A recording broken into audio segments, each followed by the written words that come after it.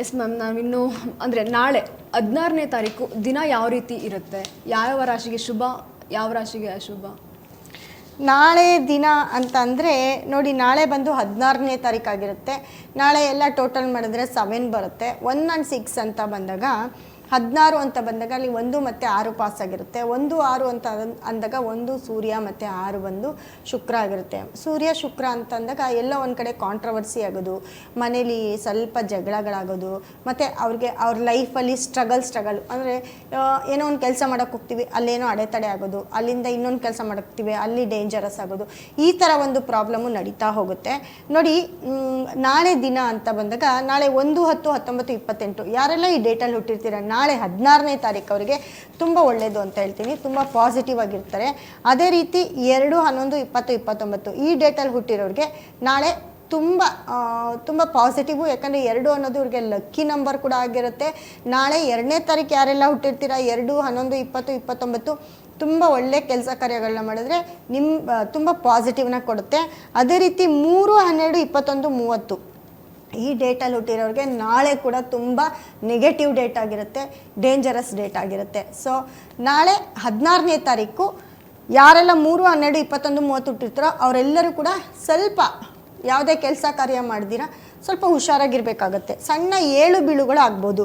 ಅದೇ ರೀತಿ 4 13 22 31 ಈ ಡೇಟಲ್ಲಿ ಹುಟ್ಟಿರೋರಿಗೆ ನಾಳೆ ಸೂಪರ್ ಅಂತ ಹೇಳ್ಬೋದು. ಯಾಕಂದರೆ 7 ಅಂತ ಬಂದಾಗ ಅದು ಕೇತು ನಂಬರ್ ಆಗಿರುತ್ತೆ, 4 ಅಂತ ಬಂದಾಗ ರಾಹು ನಂಬರ್ ಆಗಿರುತ್ತೆ. ಈ 2 ನಂಬರ್ಗೂ ಕಾಂಬಿನೇಷನ್ನು ತುಂಬ ಚೆನ್ನಾಗಿರುತ್ತೆ. ಹಾಗಾಗಿ ನಾಳೆ ನಿಮ್ಮದೇ ಡೇ ಅಂತ ಹೇಳ್ಬೋದು.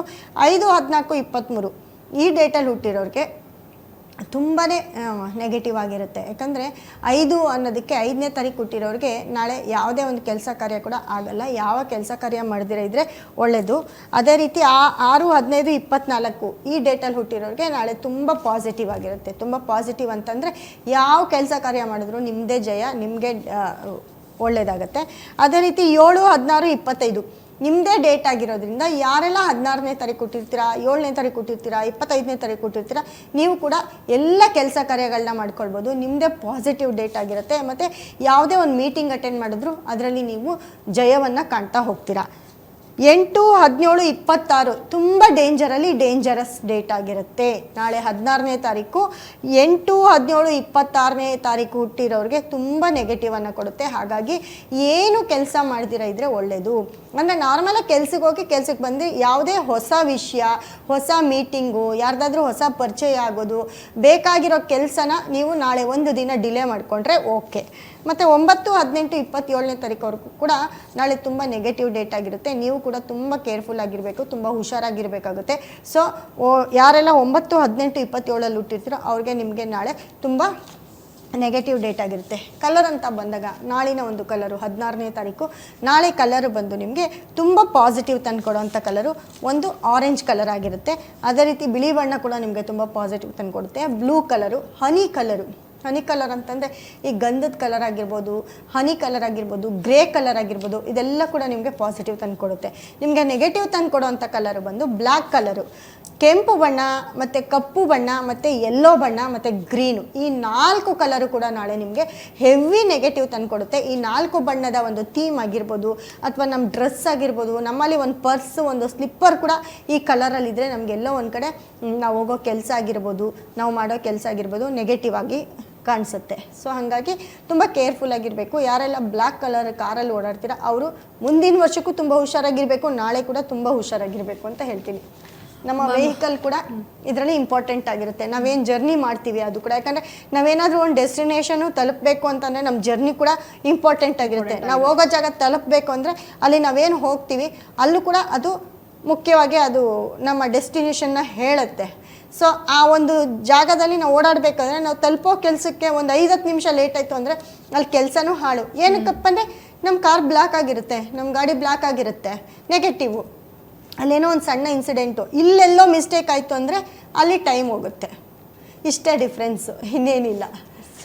ಮ್ಯಾಮ್, ಮುಂದಿನ ವರ್ಷ 2026 ನೀವು ಆಗಲೇ ಹೇಳ್ದಂಗೆ 6ನೇ ನಂಬರ್ ಅನ್ನೋದು ತುಂಬ ಕೆಟ್ಟದು ಅಂತಲೂ ಸಹ ಹೇಳಿದ್ರಿ.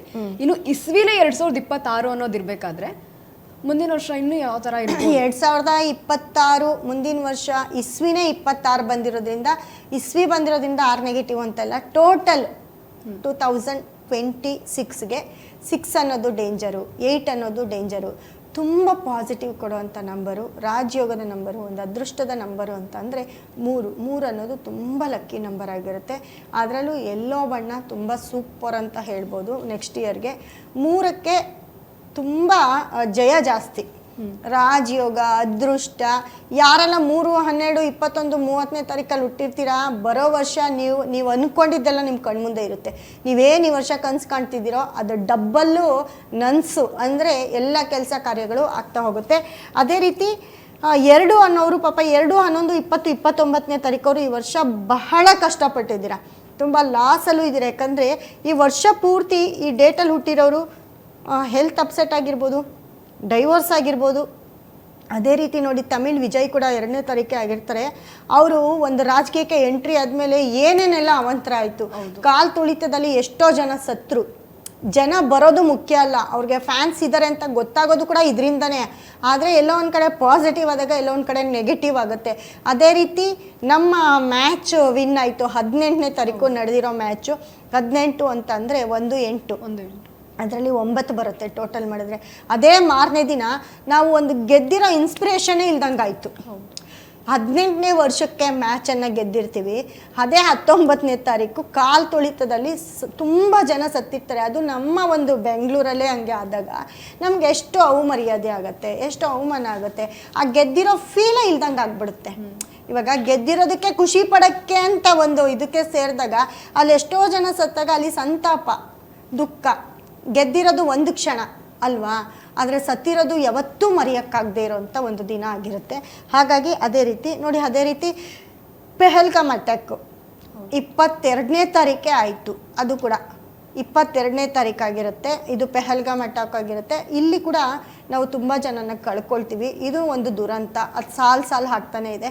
ಅದೇ ರೀತಿ ತುಂಬ ಗಣ್ಯ ವ್ಯಕ್ತಿಗಳನ್ನ ಕೂಡ ಕಳ್ಕೊಂಡಿದ್ದೀವಿ. ನೋಡಿ ಈ ವರ್ಷ ಈ ತಿಂಗಳು ಈ ತಿಂಗಳು 11 ಅಂತ ಬಂದಾಗ ಬಾಂಬ್ ಬ್ಲಾಸ್ಟ್ ಆಯಿತು.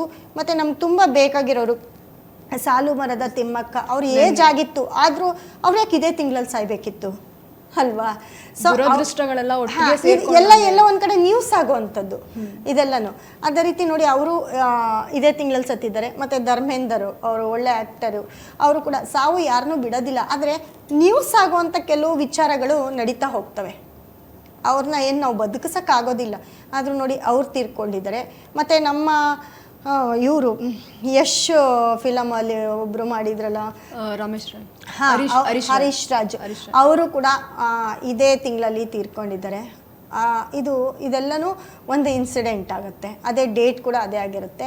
ಬರೋ ವರ್ಷಕ್ಕೆ ನೋಡಿ 8 ಅನ್ನೋದು ತುಂಬ ಡೇಂಜರಸ್ ಅಂತೇಳಿದ್ದೆ. ಅದೇ ಯಶ್ ಪಿಕ್ಚರ್ ಕೂಡ ಯಶ್ ಅವ್ರ ಡೇಟ್ ಆಫ್ ಬರ್ತ್ ಕೂಡ 8 ಆಗಿರುತ್ತೆ. ಅವರ ಒಂದು, ಯಾಕಂದರೆ ಹರೀಶ್ ರಾಜ್ ಅವರು ತೀರ್ಕೊಂಡಿರೋದು, ಅವರು ತುಂಬ ಪ್ರಖ್ಯಾತಿ ಹೊಂದಿರೋದೇ KGF ಸಿನಿಮಾ ಮುಖಾಂತರ.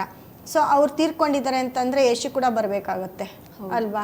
ಹಾಗೆ ಮತ್ತು 2ನೇ ತಾರೀಕು ಅವರು 2, 11, 20, 29ನೇ ತಾರೀಕು ಅವರು ಮತ್ತು ನಾರಾಯಣ್ ಮೂರ್ತಿ, ಇನ್ಫೋಸಿಸ್ ನಾರಾಯಣ್ ಮೂರ್ತಿ ಅವ್ರಿಗೆ ಈ ವರ್ಷ ಒಂದು ದೊಡ್ಡ ಲಾಸ್ ಆಗಿರುತ್ತೆ.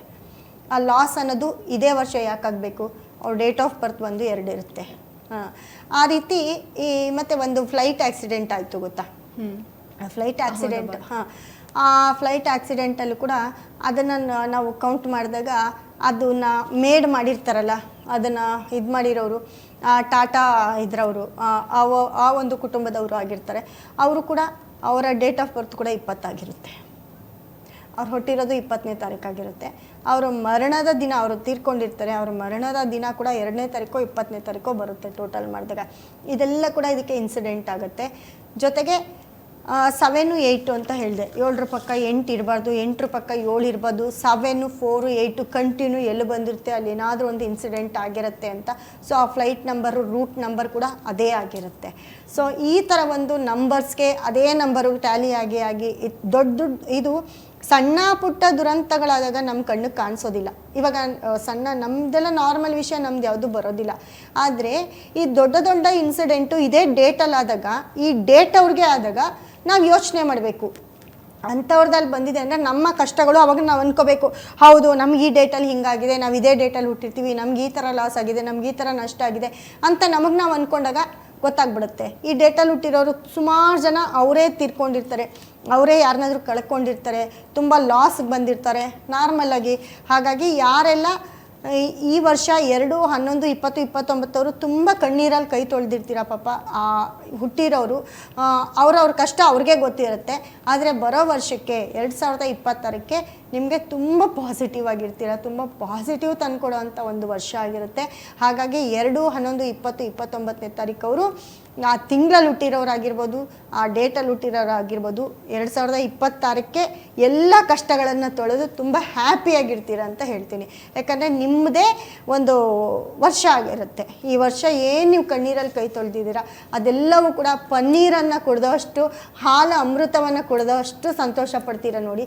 ನಿಮ್ಮ ಕೆಲಸ ಕಾರ್ಯಗಳಾಗಿರ್ಬೋದು, ಅಥವಾ ನೀವು ಈ ವರ್ಷ ಏನು ಲಾಸ್ ಮಾಡ್ಕೊಂಡಿರ್ತೀರ ಅದನ್ನೆಲ್ಲ ದುಪ್ಪಟ್ಟು ಸಂಪಾದನೆ ಮಾಡುವಂಥ ಒಂದು ವರ್ಷ 2026 ಅದೇ ರೀತಿ 3, 12, 21, 30 ಅನ್ನೋದು ಅತಿ ಹೆಚ್ಚು ಪಾಸಿಟಿವ್ ತಂದುಕೊಡೋಂಥ ಒಂದು ವರ್ಷ. ಮತ್ತು ಗೋಲ್ಡ್ ಅಂತ ಹೇಳಿದೆ, ಯಾಕಂದರೆ 3, 12, 21, 30 ತುಂಬ ಪಾಸಿಟಿವ್ ತಂದುಕೊಡೋದು, ಗುರುಗ್ರಹಕ್ಕೆ ಸಂಬಂಧಪಟ್ಟಂತಹ ಇದು ಒಂದು ಡೇಟ್ ಆಗಿರುತ್ತೆ. ಅದೇ ರೀತಿ 2026 ಗೋಲ್ಡ್ ರೇಟ್ ಕೂಡ ಅತಿ ಹೆಚ್ಚು ಆಗ್ತಾ ಹೋಗುತ್ತೆ. ಗೋಲ್ಡ್ ರೇಟು ತುಂಬ ಜಾಸ್ತಿ ಆಗುತ್ತೆ. ಸೊ ಯಾರೆಲ್ಲ ಗೋಲ್ಡನ್ನು ಖರೀದಿ ಮಾಡೋಕ್ಕಿದ್ದೀರಾ ಅವ್ರು ಇವಾಗೇ ಪರ್ಚೇಸ್ ಮಾಡ್ಕೊಳ್ಳಿ. ಬರೋ ವರ್ಷಕ್ಕೆ ರೈಸ್ ಆಗುತ್ತೆ ನೋಡಿ. ಬೇಕಂದರೆ ನಿಮ್ಮ ಆ 1 ಗ್ರಾಮ್ ಕೂಡ ನಮಗೆ ತೊಗೊಳಕ್ಕಾಗದೇ ಇರೋ ಅಷ್ಟು ದುಬಾರಿ ಬೆಲೆ ಹೋಗುತ್ತೆ. ಈಗಾಗಲೇ 2025 ನಾವು ಸಾಕಷ್ಟು ನೋಡ್ತಾ ಇದ್ದೀವಿ. ದಿನದಿಂದ ದಿನಕ್ಕೆ ಚಿನ್ನದ ರೇಟ್ ಏಕೆ ಆಗ್ತಾನೆ ಇದೆ. ಇನ್ನು ಮಧ್ಯಮ ವರ್ಗದವರಂತೂ ಚಿನ್ನಗಳನ್ನ ತಗೊಳಕ್ಕೂ ಆಗ್ತಾ ಇಲ್ಲ. ಒಂದು ಕಡೆ ಜಾಸ್ತಿ ಆಗುತ್ತೆ ಅಂತ ಹೇಳ್ತಾರೆ, ಆದರೆ ಒಂದು ಕಡೆ ಕಮ್ಮಿ ಆಗುತ್ತೆ ಅಂತ ಸುಮ್ಮನೆ ಫೇಕ್ ನ್ಯೂಸ್ ಕೊಡ್ತಿರ್ತಾರೆ. ಆದರೆ ಯಾವುದೇ ಕಾರಣಕ್ಕೂ ಕಮ್ಮಿ ಆಗೋದಿಲ್ಲ. ನೆಕ್ಸ್ಟ್ ಇಯರ್ ಗೋಲ್ಡ್ ರೇಟು ತುಂಬ ಜಾಸ್ತಿ ಆಗುತ್ತೆ. ಸೊ ಅದಕ್ಕೆ ಹೇಳ್ತಿರೋದು, ಇವಾಗ ಏನೋ 1,000 ಕಮ್ಮಿ ಇದೆ ಅಂತ ಅಂದಾಗ ಇವಾಗೇ ಪರ್ಚೇಸ್ ಮಾಡ್ಕೊಳ್ಳೋದು ಬೆಟರ್ ಅನಿಸುತ್ತೆ. ಆದರೆ ನೆಕ್ಸ್ಟ್ ಇಯರ್ಗೆ ನೀವು 2-3 ಸಾವಿರ ಏಕ್ದಮ್ ಜಂಪ್ ಆದಾಗ ಖಂಡಿತವಾಗ್ಲೂ ನಿಮಗೆ ಗೋಲ್ಡ್ ತೊಗೊಳೋಕ್ಕೆ ತುಂಬ ಕಷ್ಟ ಆಗುತ್ತೆ ಅಂತ ಹೇಳ್ಬೋದು. ಅದೇ ರೀತಿ ನೋಡಿ 4, 13, 22, 31 ಪರವಾಗಿಲ್ಲ, ಇವ್ರಿಗೂ ಕೂಡ ತುಂಬ ಪಾಸಿಟಿವ್ ಇರುತ್ತೆ. ಎಲ್ಲೋ ಒಂದು ಕಡೆ 80% ನಿಮಗೆ ತುಂಬ ಚೆನ್ನಾಗಿದೆ ಅಂತ ಹೇಳ್ಬೋದು. ಅದೇ ರೀತಿ 5, 14, 23 ಇವ್ರಿಗೆ 50% ರಿಸಲ್ಟ್ ಇರುತ್ತೆ. 5ನೇ ತಿಂಗಳವರೆಗೂ ಒಂಥರ ಚೆನ್ನಾಗಿರ್ತಾರೆ, 5ನೇ ತಾರೀಕು ಆದಮೇಲೆ ಒಂಥರ. ಬಟ್ 5ನೇ ತಾರೀಕು ಅವರು ಕೂಡ ಯಾರನ್ನಾದ್ರೂ ತುಂಬ ಕಳ್ಕೊಳ್ಳೋದಾಗಿರ್ಬೋದು, ತುಂಬ ಕಣ್ಣೀರಲ್ಲಿ ಕೈ ತೊಳೆಯೋದಾಗಿರ್ಬೋದು, ಈ ಥರ ಇನ್ಸಿಡೆಂಟ್ಗಳೆಲ್ಲ ನಡೆಯುತ್ತೆ. ತುಂಬ ಲಾಸ್ಗೇನು ಹೋಗಲ್ಲ, ಒಂದು 50% ಆವ್ರೇಜ್ ಅಂತ ಹೇಳ್ಬೋದು. ತುಂಬ ಲಕ್ಕು ಅಂತಂದರೆ ನೋಡಿ 3, 12, 21, 30. ಅದೇ ರೀತಿ 9, 18, 27ನೇ ತಾರೀಕು ಅವರು ಈ ಡೇಟಲ್ಲಿ ಹುಟ್ಟಿರೋರಿಗೂ ಕೂಡ ತುಂಬ ಪಾಸಿಟಿವ್ ತಂದುಕೊಡೋವಂಥ ಒಂದು ವರ್ಷ ಇದಾಗಿರುತ್ತೆ, 2026 ಆಗಿರುತ್ತೆ. ಅದೇ ರೀತಿ 7, 16, 25 ಈ ಡೇಟಲ್ಲಿ ಹುಟ್ಟಿರೋರಿಗೆ ಮತ್ತು ಈ ಮಂತಲ್ಲಿ ಹುಟ್ಟಿರೋರಿಗೂ ಕೂಡ 70% ಪಾಸಿಟಿವ್ ಇರುತ್ತೆ. ಇನ್ನು 20% ನೆಗೆಟಿವೇ ಇರುತ್ತೆ, ಅಂದರೆ ಮುಂದಿನ ವರ್ಷಕ್ಕೆ 2026ನೇ ವರ್ಷಕ್ಕೆ. ಮತ್ತು 8, 17, 26 ಈ ಡೇಟಲ್ಲಿ ಯಾರು ಹುಟ್ಟಿರ್ತಾರೆ ಇವರು ತುಂಬ ಲಾಸಲ್ಲಿ ಇರ್ತೀರ, ಮತ್ತು ತುಂಬ ನೆಗೆಟಿವ್ ಡೇಟ್ ಆಗಿರುತ್ತೆ, ನೆಗೆಟಿವ್ ಮಂತ್ ಕೂಡ ಆಗಿರುತ್ತೆ. ಹಾಗಾಗಿ ಯಾರೆಲ್ಲ 8, 17, 26ನೇ ತಾರೀಕು ಕೊಟ್ಟಿರ್ತೀರ ಅವರೆಲ್ಲ ಇವಾಗಿಂದನೇ ನೀವು ಪ್ರಿಪೇರ್ ಆಗಿ. ಬರೋ ವರ್ಷಕ್ಕೆ ನಿಮಗೆ ತುಂಬ ಇದು ನೆಗೆಟಿವ್ ಡೇಟು ಮತ್ತು ನೆಗೆಟಿವ್ ನಿಮ್ಮಲ್ಲಿ ಏನಾದರೂ ಲಾಸ್ ಆಗೋದಾಗಿರ್ಬೋದು, ನಿಮ್ಮಲ್ಲಿ ಯಾರನ್ನಾದರೂ ಕಳ್ಕೊಳ್ಳೋದಾಗಿರ್ಬೋದು, ಅಥವಾ ನೀವೇನಾದರೂ ಕೆಲಸ ಮಾಡ್ತಿದ್ರೆ, ನೀವು ಒಂದು ಕಡೆ ಕೆಲಸ ಮಾಡ್ತಿದ್ರೆ ಕೆಲಸವನ್ನು ಕೂಡ ಕಳ್ಕೊಳ್ಳೋದಾಗಿರ್ಬೋದು.